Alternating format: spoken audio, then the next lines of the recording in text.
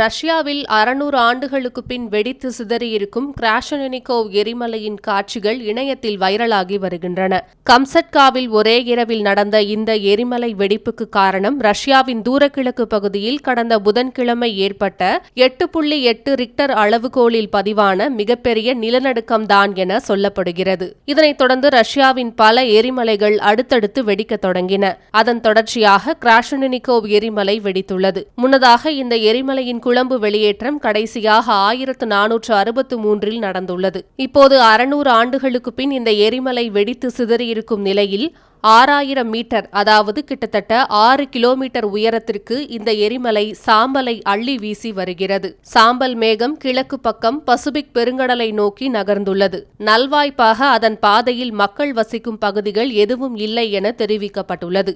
ஆனால் இந்த சாம்பல் விமானத்திற்கு அதிக ஆபத்தை விளைவிக்கக்கூடும் என்பதால் அந்த பகுதிக்கு விமானங்களுக்கான ஆரஞ்சு எச்சரிக்கை விடுக்கப்பட்டுள்ளது.